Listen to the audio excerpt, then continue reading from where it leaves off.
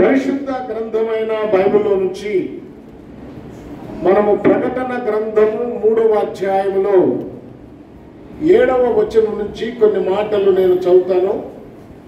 మీరందరూ ప్రార్థనాపూర్వకంగా ఉండి వినాలని ప్రభు పేరిట మనవి చేస్తున్నాను.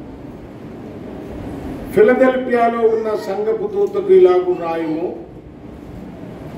దావీదు తాళపు చెవి కలిగి ఎవడును వేయలేకుండా తీయవాడును, ఎవడును తీయలేకుండా వేయవాడునైనా సత్య స్వరూపియకు పరిశుద్ధుడు చెప్పు సంగతులు ఏమనగా, నీ క్రియలను నేను ఎరుగుదును, నీకున్న శక్తి కొంచెమై ఉండినను నీవు నా వాక్యమును గైకొని నా నామము ఎరుగననలేదు. ఇదిగో తలుపు నీ ఎదుట తీసి ఉంచి ఉన్నాను, దానిని ఎవడును వేయనేరడు. సరే, మనం ఒక్కొక్క వాక్యాన్ని వచనాన్ని మనం ధ్యానం చేయటం మంచిదని అనుకుంటున్నాను. మన ధ్యాన భాగంలో నుండి కొన్ని ప్రాముఖ్యమైన విషయాలు మీతో నేను పంచుకుంటాను. Praise the lord. ఇక్కడ మనం చూస్తున్న ఈ భాగంలో, చదువుకున్న ఈ భాగంలో ఏం కనపడుతుంది?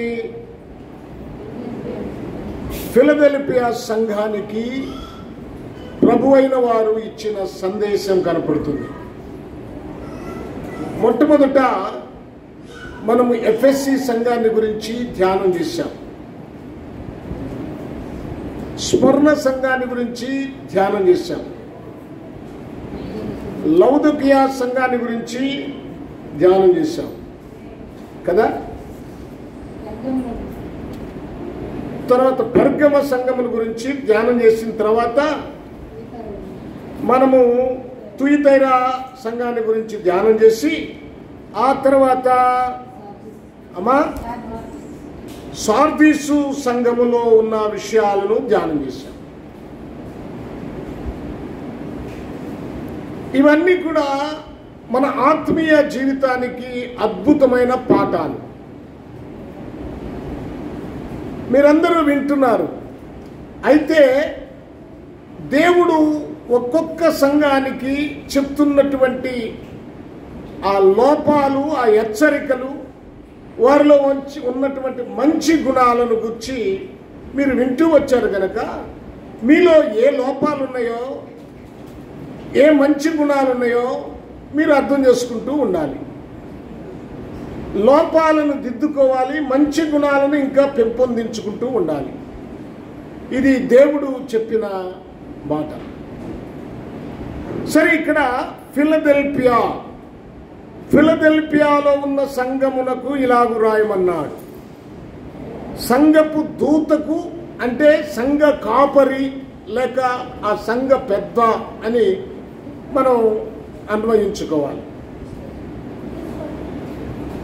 ప్రభునందు ప్రియ దేవుని పిల్లలారా, ఎలాగు రాయమన్నాడు? దావీదు తాళపు చెవి కలిగి ఫిలదెల్ఫియాలో ఉన్న సంఘపు దూతకు ఇలాగు రాయము. ఫిలదెల్ఫియా అంటే అర్థము సహోదర ప్రేమ. ఇక్కడ మనం జ్ఞాపకం చేసుకుంటే పెర్గమ రాజైనటువంటి అతిలస్ ఈ పట్టణాన్ని కట్టాడు. కట్టిన తర్వాత తన సహోదరుడి మీద ఉన్న ప్రేమను బట్టి ఈ పట్టణానికి ఫిలదెల్ఫియా అని పేరు పెట్టాడు. ఈ పట్టణము చాలా చిన్న పట్టణమే. మనం 7 సంఘాలు ఉన్న ఆ 7 పట్టణాల కన్నా 7 పట్టణాలలో చిన్న పట్టణం ఏదంటే ఈ ఫిలదెల్ఫియా పట్టణమే. ఇక్కడ ద్రాక్ష తోటలు ప్రాముఖ్యంగా పెరుగుతాయి. ద్రాక్ష రసాన్ని తీసి వారు వర్తకం చేస్తూ ఉంటారు. ఈ ద్రాక్ష రసము వర్తకానికి చాలా ధనికమైన పట్టణాలతోనే వీరు సంబంధాలు పెట్టుకొని వ్యాపారం చేస్తూ ఉంటారు. ఇక్కడ మరి అప్పట్లోనే చాలా క్రైస్తవ్యం బలముగా ఉంది. యేసుక్రీస్తును అంగీకరించారు. ఈ పట్టణానికి భూకంపాలు ఎక్కువగా వస్తాయి. భూకంపాలు ఎక్కువగా వచ్చినప్పుడు ఈ పట్టణం అంతా కూడా శిథిలమైపోతే మరలా తిరిగి ఆ పట్టణాన్ని కట్టుకుంటూ ఉంటారు. ఒక చరిత్రకారుడైన స్ట్రాబో ఈ పట్టణాన్ని భూకంపాల పట్టణం అని కూడా వర్ణించాడు. సరే, ఏది ఏమైనప్పటికీ నీ శక్తి కొంచెమై ఉన్నప్పటికీ అంటే ఈ పట్టణము పతనమైపోతూ ఉంటే తిరిగి కట్టుకుంటా వారు పేదలైపోయి ఉండవచ్చునని కూడా ఒక చరిత్రకారుడు చెప్తాడు. సరే, ఇక్కడ మనం జ్ఞాపకం చేసుకోవాలంటే విషయం ఏంటంటే సహోదర ప్రేమ. ఫిలదెల్ఫియా అంటే మొదటిది అర్థము సహోదర ప్రేమ. మనము సహోదర ప్రేమ కలిగి జీవించాలి. సహోదర ప్రేమ చాలా ప్రాముఖ్యమైనది. గమనించండి, ప్రేమ వేరు అంటే తాత్కాలికంగా ఉండే ప్రేమను మనం నేర్చుకోవాలంటే మన దేశానికి వచ్చిన మిషనరీలు వారు ఎంత త్యాగం చేశారో దాన్ని బట్టి మనం నేర్చుకోవాలి. వారి ఆస్తులన్నీ అమ్మి వారు ప్రాణాల సైతము లెక్క చేయకుండా వారి సొంత డబ్బును ఖర్చు పెట్టి వారు సువార్త సేవ చేశారు.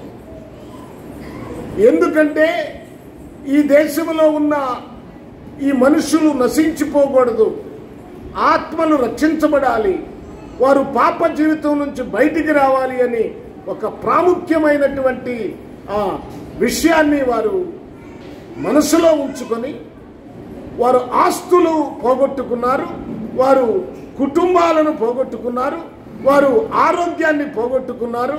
వారంతా కూడా చివరి నిమిషము వరకు, వారి ఊపిరి ఉన్న చివరి నిమిషము వరకు దేవుని సువార్తలో మనం రక్షించడానికే ప్రయత్నించారు.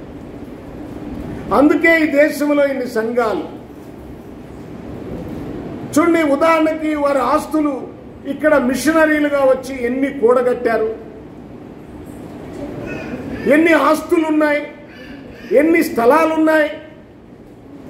అయితే వారు కూడగడితే ఇప్పుడున్నటువంటి మనోళ్ళు ఏం చేస్తున్నారంటే వాటిని కబ్జా చేస్తున్నారు. వారు స్వాధీనం దేవుని సేవ కొరకు, దేవుని యొక్క పని కొరకు వారు త్యాగాన్ని, వారి ఆస్తులను అన్నీ ఖర్చు చేస్తే ఈ రోజున మన వాళ్ళు ఏం చేస్తున్నారంటే ఈ మిషనరీ ఆస్తుల కొరకు కోర్టులకు వెళ్ళి ఈ ఆస్తులను కబ్జా చేసి వారు స్వాధీనం చేసుకొని వాటిని అనుభవిస్తున్నారు. వీటన్నిటికీ రేపు లెక్క ఉంటుంది. ఎవరైనా సరే వాళ్ళకి లెక్క ఉంటుంది, అది గుర్తుపెట్టుకోండి. వారి ప్రేమ ఇంకా ఎలాంటిదంటే ఈ దేశంలో వైద్యము, సరైన వైద్యము అందుతుందంటే, ఈ దేశంలో ఆసుపత్రులు అభివృద్ధి చెందాయంటే వారు వచ్చి ఇక్కడ హాస్పిటల్ నియమించి వైద్యుల్ని తీసుకొచ్చి ఇక్కడ అభివృద్ధి పరిచారు. ఇంకా ఎలాంటి ప్రేమ వాళ్ళలో ఉందంటే ఇక్కడ విద్య,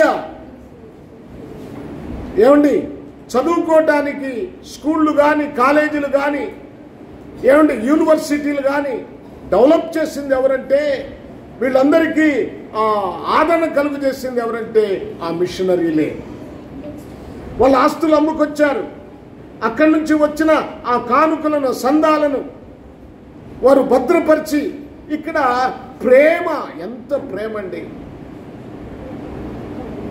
వారిని తగలబెట్టినా వారు చివరి నిమిషము వరకు మనందరి కొరకే వారు ఆసక్తి కలిగి త్యాగముతో పనిచేశారు. వారి ఆలోచన అంతా ఎలా ఉంటుందంటే ఒక్క ఆత్మ కూడా నశించిపోకూడదు, ఆత్మలన్నీ రక్షించాలి, రక్షణ పొందాలి అనే ఒక బలమైన సంకల్పం. మరి ఆ సంకల్పం ఈ రోజున రక్షించబడిన మనలో ఎవరికి ఉంది, ఎంతవరకు ఉంది? మన ద్వారా కొందరు రక్షించబడాలనే భారంతో ఎంతమంది ఉంటున్నారు? వారు భార్యా బిడ్డలను వదిలేశారే. ఓ సాక్ష్యం విన్నాను నేను. కమ్యూనిస్టు దేశాల్లో దేశం అది రహస్యంగా ఒక 40 మంది ప్రార్థన చేసుకుంటున్నారు. ఆ ప్రార్థన చేసుకున్న రహస్య స్థలాన్ని వాళ్ళు కనుగొని వాళ్ళని ఒక ఐసు కొండల దగ్గరికి తీసుకుని వెళ్ళి వాళ్ళతో ఆ నాయకుడు చెప్తున్నాడంట, యేసు దేవుడు కాదని మీరు ఒప్పుకుంటే మిమ్మల్ని బ్రతకనిస్తాం, లేకపోతే ఆ ఐసు కొండల్లో పడేసి చంపుతామని చెప్తే వాళ్ళు ఎవరు కూడా యేసు దేవుడు కాదని అనలేదు. ఒక్కొక్కరిని తీసుకెళ్ళి ఆ మంచు కొండల్లో పడేస్తున్నారట. వాళ్ళు మంచుకు గడ్డ చచ్చిపోతా ఉన్నారు. అట్లా పడేస్తుంటే ఆ నాయకుడు ఒక విషయాన్ని చూస్తున్నాడంట. ఎవరినైతే పడేశారో వాళ్ళ దగ్గరకు ఒక దేవదూత వచ్చి కిరీటం పెట్టి వెళ్ళిపోతున్నాడంట. ఆ నాయకుడు చూస్తూ ఉన్నాడు ఆ కిరీటం ధరింపజేయటం. మరలా ఒకళ్ళని పడేస్తే మరలా ఇంకొక దేవదూత వచ్చి ఆ కిరీటం పెడతా ఉంది. చివరికి 40వ వాడిని తీసుకెళ్తుంటే వాడు వెళ్దామా వద్దా అనుకుంటున్నాడట. వాడు భయపడిపోయి నేను చచ్చిపోతానని, నేను యేసు దేవుడు కాదు అని చెప్తున్నానని చెప్పి వాడు తప్పించుకొని ప్రాణాన్ని కాపాడుకొని వెళ్ళిపోయాడు. అయితే ఈ సన్నివేశం అంతా ఎవరికి కనపడుతుందంటే అక్కడ ఆ నాయకుడికి కనపడుతుందంట. ఆ శిక్ష ఎవరేస్తున్నారో ఆ వ్యక్తికి కనపడుతుంది. అప్పుడు అతడు ఎన్ని చూసి ఆయన అంటున్నాడు, యేసు నిజమైన దేవుడు అంటే అతన్ని కూడా ఆ మంచు కొండల్లో వేస్తే దేవదూత వచ్చి అతనికి కిరీటం పెట్టి అతడు చనిపోయాడు. చూసారా, చనిపోవటానికైనా సిద్ధపడ్డా. ఒక చోట రహస్యంగా ప్రార్థన చేసుకుంటుంటే ఆ ఇంటిలోకి ఆ సైన్యము వెళ్ళిపోయి అందరినీ చంపేస్తాం, అయితే ఒక కండిషన్ అని చెప్పి బైబిల్ తీసి ఆ వాకిట్లో పెట్టి దీని మీద ఈ బైబిల్ మీద ఉమ్ము వేసి ఈ బైబిల్ తొక్కి ఎవరు వెళతారో వాళ్ళు మాత్రమే బ్రతుకుతారు అంటే అందరూ ప్రాణ భయంతో ఒక్కొక్కడు ఉమ్ము వేసి తొక్కి వెళుతున్నాడట. ఓ చిన్న బిడ్డ ఉందట. ఆ చిన్న బిడ్డ వంతు వచ్చింది. ఆ వాకిట్లోకి వచ్చిందానే చూడండి, నీవు బైబిల్ని తొక్కకపోతే నేను చంపేస్తామంటే ఆ చిన్న బిడ్డ చచ్చిపోయినా పర్వాలేదని ఆ బైబిల్ని తీసుకొని అంతకుముందు ఉమ్ము వేసిన వారు ఆ ఉమ్మునంతా తుడిచి ఇదే నిజమైన గ్రంథమని గుండెకి అత్తుకుందట. ఆ బిడ్డ ఒంటిలోకి అనేకమైన బుల్లెట్లు దిగిపోయి అక్కడికక్కడే చనిపోతూ దేవుణ్ణి స్మరిస్తూ స్తుతిస్తూ చనిపోయింది. దేవుని కోసం ప్రియులారా, ఎంతమంది చెరసాల్లో వేయబడ్డారు, ఎంతమంది నాలుకలు కోయబడ్డాయి, ఎంతమందిని కత్తులతో శిరచ్ఛేదం చేశారు, ఎంతమందికి కాళ్ళు చేతులు కట్టేసి పెద్ద బండను తీసుకొచ్చి సముద్రములో విసిరేశారు. ఆయన అతను తేలకుండా మునక్కుండా.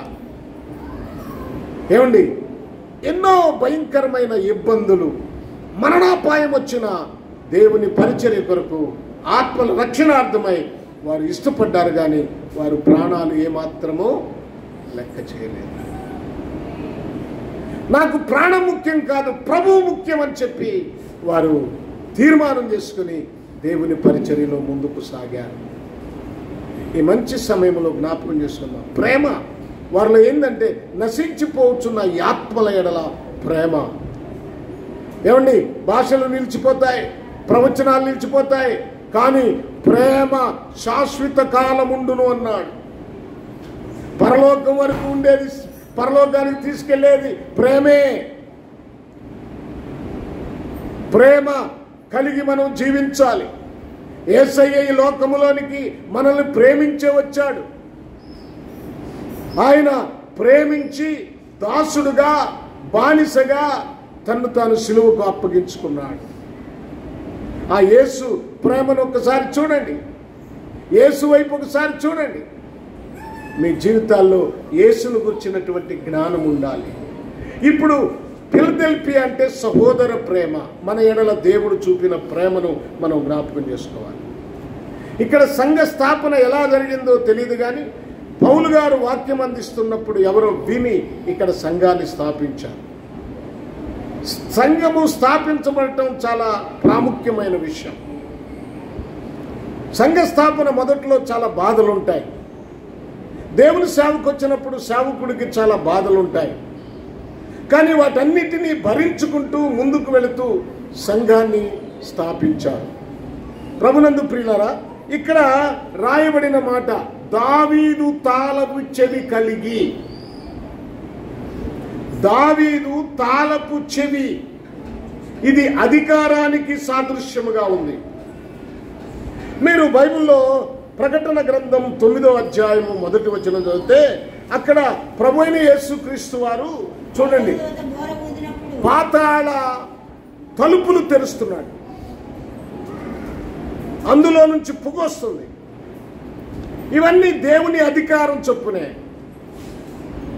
20వ అధ్యాయంలో మనం చూస్తే ప్రకటన గ్రంథం ఏం జరుగుతుందంటే సాతానును ఆయన పాతాళములో బంధించి వేశాడు. అంటే తాళం వేశాడు. ఎప్పటి వరకంటే 1000 సంవత్సరములు. ఈ 1000 సంవత్సరాలు ఏమి ఉండాలి అంటే ఆయన నీతి పరిపాలన, 1000 సంవత్సరాల పరిపాలన. ఆ పరిపాలనలోనే మనము సింహాసనాల మీద కూర్చుంటాం. పరలోకంలో కూడా పెద్దల రూపంలో మనం పరలోకంలో ఉంటాం, అది వేరు. ఈ 1000 సంవత్సరాలు నీతి పరిపాలనలో మనం క్రీస్తుతో కూడా ఏలతాము అని రాయబడింది. ప్రభునందు ప్రియ దేవుని పిల్లలారా, జ్ఞాపకం చేసుకుందాం. తాళపు చెవి అంటే ఆయన తెరవటానికి ఆయనకు అధికారం ఉంది, మూయటానికి ఆయనకు అధికారం ఉంది. యేసు సర్వాధికారి అయిన దేవుడని అపోస్తలుడైన పౌలు తన పత్రికలో రోమా 9:5లో చెప్తాడు. చూడండి, రోమా 9:5. రోమా పత్రిక, రోమా అంటే రోమా పత్రిక 9:5 ఒక మాట చదువుతాం. చూడండి, శరీరమును బట్టి క్రీస్తు వీరిలో పుట్టెను. చూడండి ఏమన్నాడు, ఈయన సర్వాధికారి అయిన దేవుడయ్యుండి, ఈయన సర్వాధికారి అయిన దేవుడయ్యుండి. మన ప్రభు అయిన యేసుక్రీస్తు ఎవరంట? సర్వాధికారి అయిన దేవుడయ్యుండి నిరంతరము నిరంతరము నిరంతరము స్తోత్రార్హుడై ఉన్నాడు.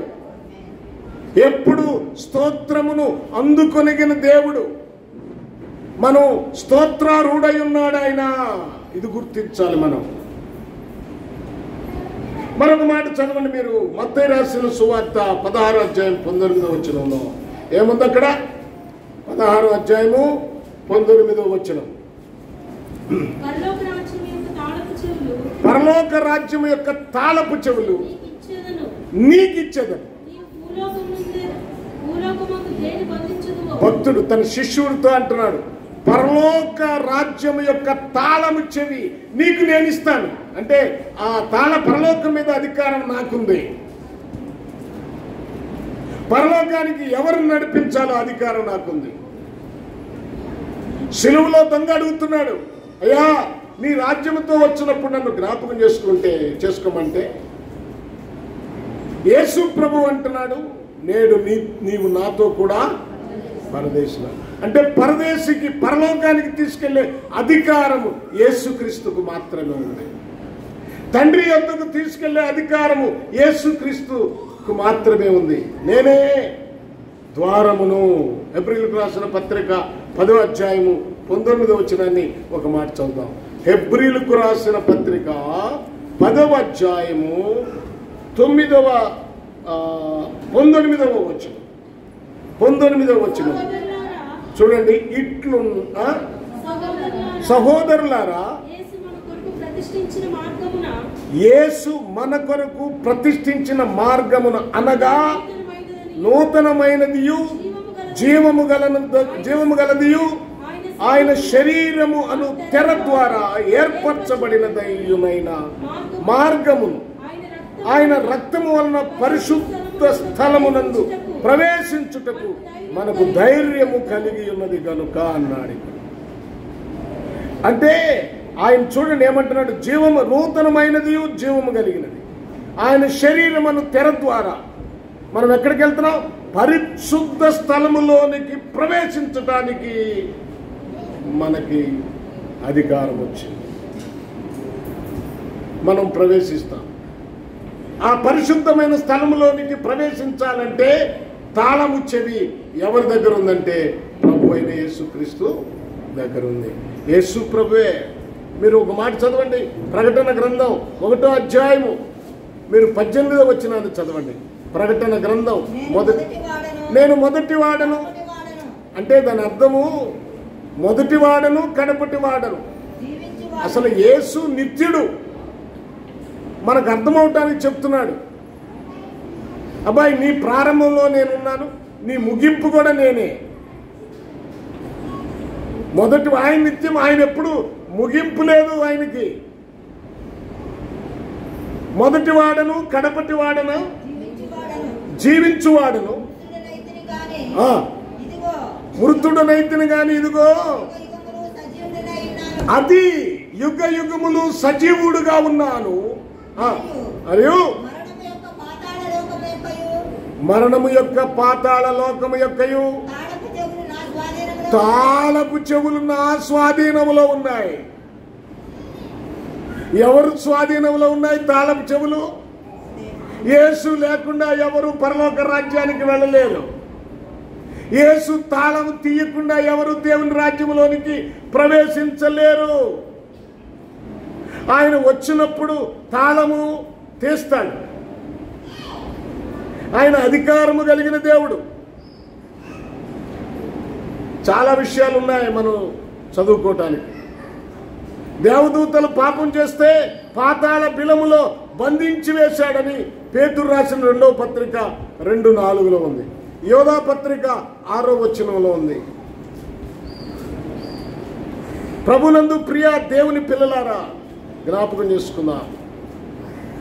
ఆయన వచ్చినప్పుడు చూడండి, పాతాళ బిలములో ఉన్న వారిని పైకి తీసుకొస్తాడు.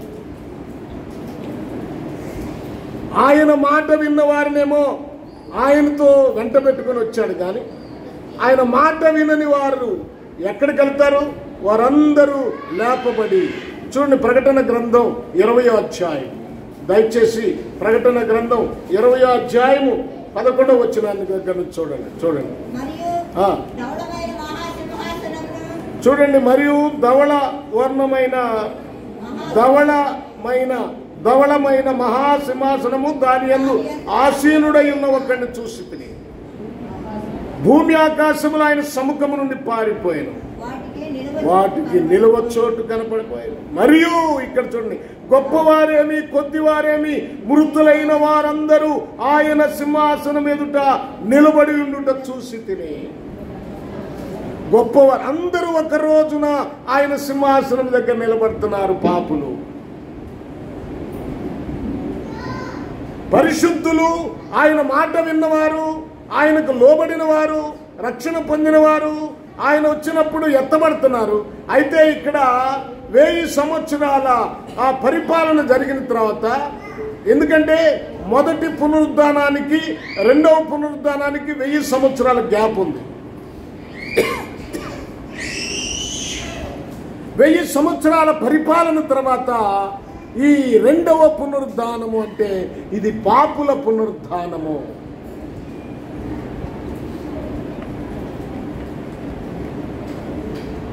ప్రియులారా, ఈ 2వ పునరుద్ధానములో పాపులు తీర్పు తీర్చబడతారు. తీర్పు తీర్చడానికి ఆయన దగ్గరే ఉంది తాళం. తండ్రి ఎవరికి తీర్పు తీర్చడు గాని కుమారునికి అధికారం ఇచ్చాడు. ఆ తాళం అంటే అధికారం. నేను అంటుంది అధికారం.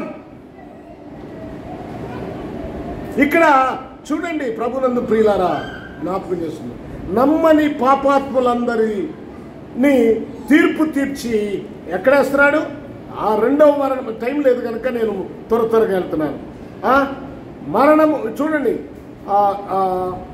14వ వచనం, మరణమును మృతుల లోకమును అగ్నిగుండములో పడవేయబడిన. ఈ అగ్నిగుండము 2వ మరణం. ఎవరి పేరు జీవ గ్రంథములో లేదో వారందరూ అగ్నిగుండములో పడవేయబడుతున్నారు. గత వారం చెప్పాను నేను, జీవ గ్రంథములో ఎవరి పేరు ఉందో చెప్పాను. కనుక నీ పేరు జీవ గ్రంథములో ఉన్నదో లేదో నిశ్చయత నీకు రావాలి. ఆ నిశ్చయత ఎప్పుడు వస్తుందంటే నీ క్రియలను బట్టి వస్తుంది, నీ నడవడికను బట్టి వస్తుంది, నీ ఆలోచనలు ఎలా ఉన్నాయో దానిని బట్టి నీకు ఆ నిశ్చయత ఉంటుంది. నీ మంచి క్రియలైతే, మంచి ప్రవర్తనమైతే, యథార్థమైన జీవితం అయితే నీ పేరు జీవ గ్రంథంలో ఉంటుంది. క్రియలు ముఖ్యం. క్రియలు లేని విశ్వాసం వృత్తం. ప్రభునందు ప్రియ దేవుని పిల్లలారా, ఈ మంచి సమయంలో మనము జ్ఞాపకం చేసుకుందాం, మన పరిస్థితిని జ్ఞాపకం చేసుకుందాం. జీవ గ్రంథంలో నీ పేరుందా? జీవ గ్రంథంలో నీ పేరు లేకపోతే నిన్ను అగ్నిగుండములో పడవేయటానికి అధికారము, తాళం చెవి కలిగిన వాడు మన ప్రభు అయిన యేసుక్రీస్తు వారు. ఆయన ఎవరంట? సత్య స్వరూపి. మరణమును జయించి లేచిన క్రీస్తు మాత్రమే ఆయన సత్యస్వరూపి. అక్కడ మనం జ్ఞాపకం చేసుకుంటే ఆ 3వ అధ్యాయంలో అంటారు, చూడండి ఏముంది 3వ అధ్యాయంలో చూడండి. ఎవడును తీయలేకుండా వేయువాడునైన సత్యస్వరూపియకు పరిశుద్ధుడు చెప్పు సంగతులు ఏమనగా. సత్య స్వరూపి అంటే ఆయనే,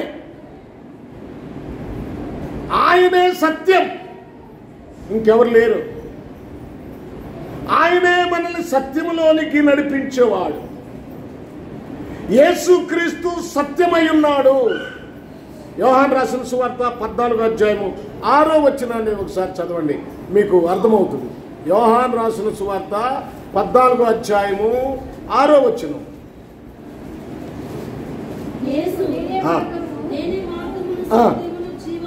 నేనే మార్గమును సత్యమును జీవమునై ఉన్నాను. అలాగే 18వ వచనంలో 37వ వచనం చదువు.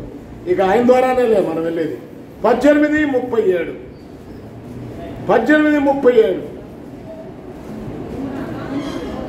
లేదా 37? నువ్వు రాజువా ఆయనను అడగగా నువ్వు అన్నట్టే నేను రాజునే. ఎందుకు వచ్చాడంటే ఆయన సత్యమును గూర్చి సాక్ష్యమిచ్చుటకు నేను పుట్టానయ్యా. సత్యం అంటే ఏమిటో మీరు తెలుసుకోవాలని నేను పుట్టాను. సత్యమే నేను. ఆ సత్యము తెలుసుకోవాలి మీరు. సత్యానికి సాక్ష్యం ఇవ్వటానికి నేను పుట్టి తిని, ఇందు నిమిత్తము ఈ లోకమునకు వచ్చి తిని, సత్య సంబంధి అయిన ప్రతివాడును నా మాట వినునను. అంటే సత్యం అంటే ఏమిటని మరలా అడుగుతున్నాడు. అరే సత్యం అంటే నేనేనంటున్నాడు ఆయన. ఇంకేం చెప్పాలి? సత్యం అంటే మనం ఇంకొక మాట ఏం చెప్తాం? సత్యం అంటే ఆయనే. అంటే ఆయన అంటే వాక్యమే. నీ వాక్యము సత్యమై ఉన్నది. ఆ తర్వాత అంటాడు పరిశుద్ధుడు. యేసు ప్రభువారు పరిశుద్ధుడు, పాపము లేనివాడు. ఆయన జన్మ పవిత్రమైన జన్మ. పరిశుద్ధాత్మ వలన మరియ గర్భము ధరించినప్పుడు ఆయన లోకములోనికి వచ్చాడు. దయ్యాలు సాక్ష్యమిస్తున్నాయి ఆయన పరిశుద్ధుడని. పిలాతు భార్య సాక్ష్యమిస్తుంది ఆయన నీతిమంతుడయ్యా. ఆ నీతిమంతుడి జోలికి వెళ్ళమాకండి అయ్యా అని. యేసు ప్రభు సాక్ష్యం ఇచ్చాడు, నాలో పాపం ఉన్నదని ఎవరైనా చెప్తారా అని. ఎందుకంటే యేసు ప్రభు పరిశుద్ధుడు. ఆ పరిశుద్ధుడైన దేవుడే మనందరినీ పరిశుద్ధపరచడానికి లోకంలోనికి వచ్చాడు. ఎంత అద్భుతమైన ప్రేమ ఒకసారి ఆలోచించండి. ఏం పని ఆయనకి ఈ లోకంలో? ఏం పని అండి? మనలను కాపాడటానికి, మనలను రక్షించటానికి, మనలను క్షమించటానికి, ఆయన ప్రశస్తమైన పవిత్రమైన రక్తమును కార్చి ఆ రక్తములో మనందరినీ తడిపి మన పాపములు కడగటానికి ఆయన వచ్చాడమ్మా. హల్లెలూయా, హల్లెలూయా. ఒక మాట చదవండి, ఉదాహరణకి మీరు జ్ఞాపకం చేసుకుందాం. ఒక మాట, కొరింథీయులకు రాసిన మొదటి పత్రిక 1వ అధ్యాయము 2వ వచనాన్ని చదవండి. కొరింథీయులకు రాసిన మొదటి పత్రిక, కొరింథీలో ఉన్న దేవుని సంఘమునకు అని ఆ తర్వాత అంటాడు. అనగా అనగా అంటే ఈ సంఘం అంటే ఏమిటి? అసలు సంఘం అంటే ఏమిటి? కొరింథీలో ఉన్న దేవుని సంఘము అంటే, అనగా ఆ సంఘం అంటే ఏంటో, క్రీస్తు యేసు నందు పరిశుద్ధ పరచబడిన వారై. ఇప్పుడు ఎవరిని దేవుడు ఎందుకు పిలిచాడు మనల్ని? హలో, వినాలి, వినాలి. దేవుడు నిన్నెందుకు పిలిచాడు? ఏమండి, ఊరక ప్రార్థనకు వచ్చేసి వెళ్ళిపోవటానికా? ఏదో కాసేపు ఆదివారం కదా, మనం ఆదివారం నాడు క్రైస్తవులం కదా వెళ్ళాలి. ఏమండి, ఆదివారం వచ్చిందంటే క్రైస్తవుల పని ఏంటి? ఆదివారం వచ్చిందంటే క్రైస్తవుల పని ఏంటి? అమ్మా వినండి, ఆదివారం వస్తే క్రైస్తవుల పని ఏంటి? పొద్దున్నే లేచి ఏం చేస్తారు? ప్రార్థన చేసుకుంటారా? అమ్మా ఏమండి, టీ కాసుకుంటారులే. ఎవరొద్దన్నారు? కాదని ఎవరన్నారు? టీ కాసుకుంటారు, టిఫిన్ వేసుకుంటారు. ఒక్కొక్క ఆయన టిఫిన్ వేసావా, ఉండు నేను మళ్ళీ వస్తానంటాడు. పొద్దున్నే మాంసం, కోడి మాంసం, ఏట మాంసం, మరి ఇంకొక మాంసం కూడా ఉంది, ఏదో ఒకటి తెచ్చుకుంటారు. కొంచెం వండుకొని ఆడ పెట్టుకునే వాళ్ళు కొంతమంది ఉంటారు. మళ్ళీ వచ్చి వండుకుందామని వచ్చేవాళ్ళు, ప్రార్థనకు వచ్చేవాళ్ళు ఉన్నారు. ప్రార్థనకు వచ్చిన కాడి నుంచి అక్కడ తెచ్చిన చేపలు, అక్కడ తెచ్చిన మాంసము, అక్కడ వండిన ఆ కూరే గుర్తు వస్తుంటుంది. ఎంతసేపు అబ్బా ఈయన తొందరగా ముగించేస్తే అక్కడ కూర సర్ది పడిపోతుంది. ఇవే గుర్తొస్తాయి. ఇదే వీళ్ళే క్రైస్తవులు, వీళ్ళేనండి క్రైస్తవులు. నువ్వు నిజంగా క్రైస్తవుడు అయితే నువ్వు ఎందుకు పిలువబడ్డావు? ఎక్కడికి, సంఘంలోనికి ఎందుకు వచ్చావు? ఎప్పుడైనా ఆలోచించావా? ఎందుకు వస్తున్నావు సంఘములోనికి? పరిశుద్ధులుగా జీవించటానికి వస్తున్నాం. మనం పరిశుద్ధ పరచబడ్డాము క్రీస్తు రక్తములో. ఇప్పుడు మన జీవితం ఎలా ఉండాలి? పరిశుద్ధత కలిగి ఉండాలి. పరిశుద్ధుడైన దేవుని పిల్లలు పరిశుద్ధంగానే జీవించాలి. లోకపు మరక అంటకూడదు, లోకపు పాపము అంటకూడదు. దేవుని గొప్ప నామానికి మహిమ కలుగునుగాక. హల్లెలూయా, హల్లెలూయా. ప్రభునందు ప్రియ దేవుని పిల్లలారా, జ్ఞాపకం చేసుకుందాం. పరిశుద్ధులుగా క్రీస్తు యేసునందు పరిశుద్ధపరచబడిన వారై పరిశుద్ధులుగా ఉండటకు పిలువబడిన వారు మీరు అంటాడు పౌలు గారు. పౌలు గారు ఆ పరిశుద్ధత కోసం నాకేమేమి లాభకరమో వాటన్నిటిని పెంటగా ఎంచుకున్నాను, నష్టంగా ఎంచుకున్నాను. నా గురి అది కాదు. అపోస్తలుడైన పౌలు ఒక మిషనరీ. ఆయన వెళ్ళిన ప్రతి చోట ఆయన భారం ఏమిటంటే దేవుని సేవ చేయటమే. దేవుని సేవ కోసం. నేను సాక్ష్యం విన్నాను.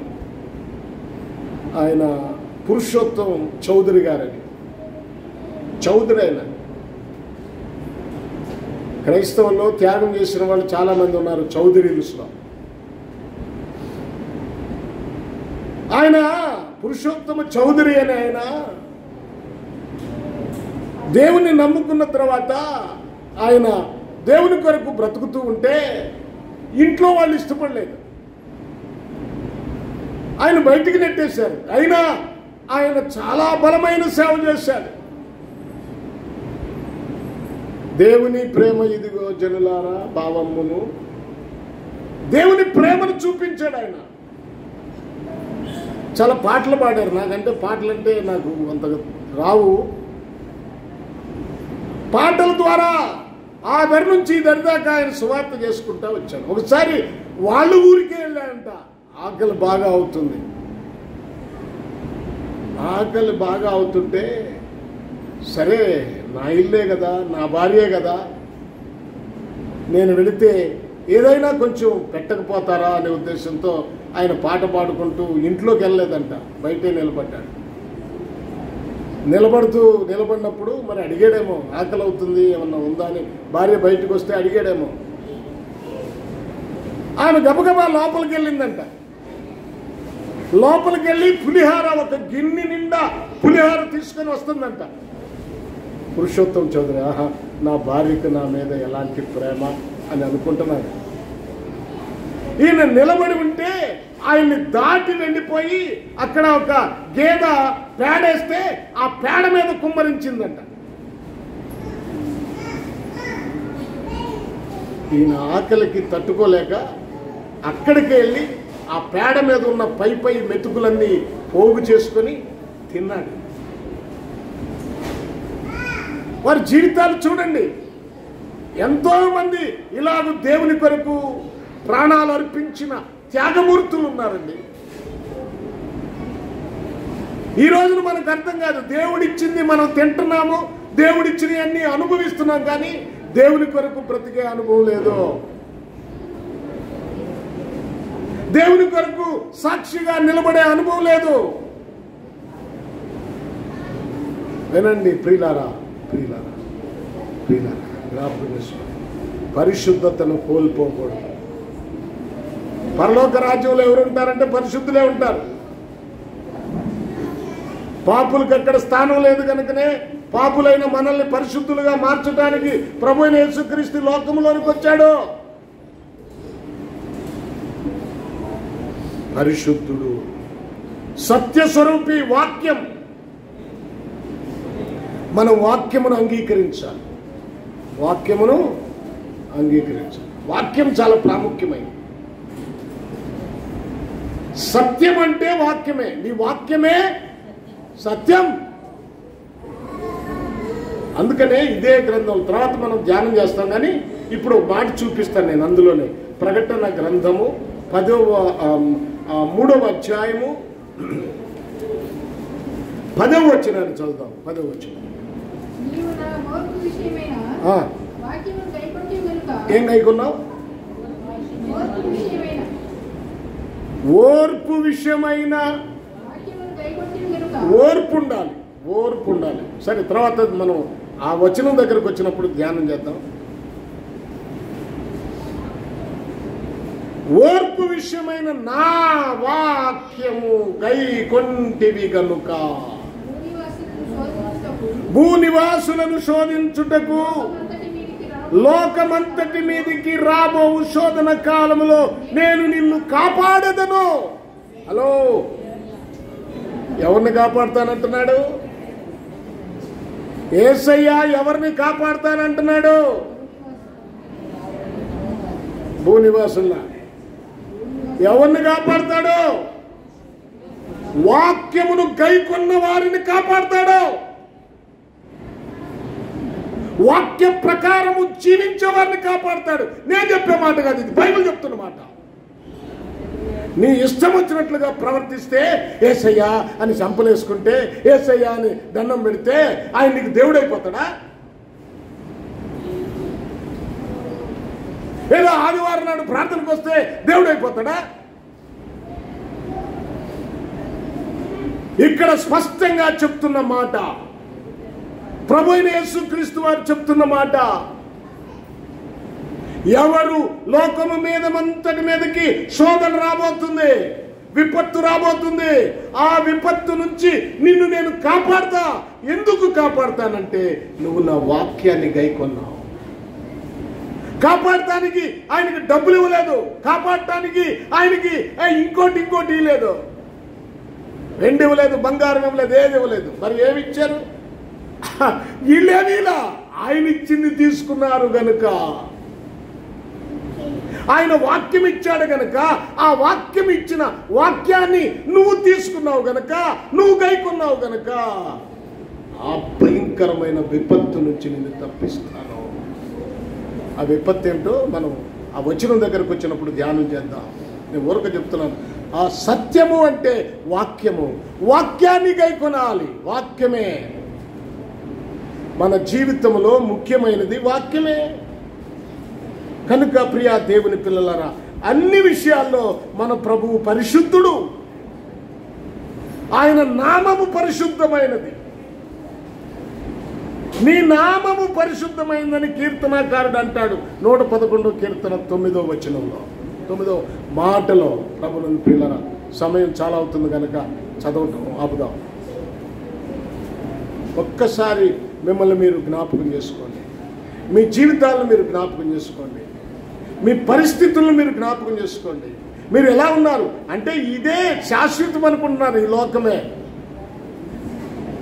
ఇక్కడున్న ఇళ్ళు శాశ్వతం, ఇక్కడున్న ఉద్యోగాలు శాశ్వతం, ఇక్కడున్న ఆస్తులన్నీ శాశ్వతం, ఇక్కడున్న జీవితం శాశ్వతం అనుకుంటున్నారా? భ్రమలో ఉన్నారా?